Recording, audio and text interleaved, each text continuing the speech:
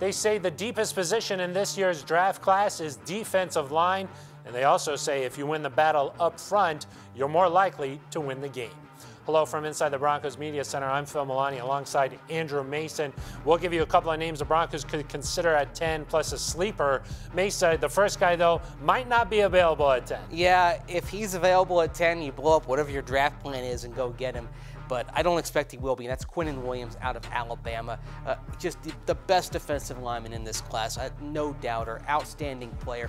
You see how often he draws double teams from opposing offensive lines, and he breaks through them. He's not just a guy who's clogging up the middle. He's actually making plays despite those double teams because he has enough power and athleticism to get into the backfield. Just an outstanding player. Some compare him to Aaron Donald. I don't know if he's that kind of force of nature, but he should be a perennial Pro Bowler. 18.5 tackles for a loss last season at Alabama. Ran a 4.83 at the combine.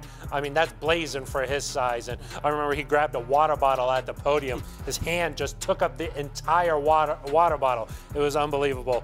Mace, give us your second guy. Let's go to Ed Oliver out of Houston, another guy who drew a lot of attention from opposing offensive lines and still made a lot of plays. His 2017 film is better than his 2018 film. Battled some injuries in 2018, a year that he announced he was going to come out for the draft pretty early, but an outstanding player. 287 pounds, not 303 like Quinnen Williams, so maybe not a guy who's going to rely on his power as much as his athleticism and quickness. Yeah, and he turned down Alabama coming out of high school, decided to go to Houston. Mace, give us your sleeper.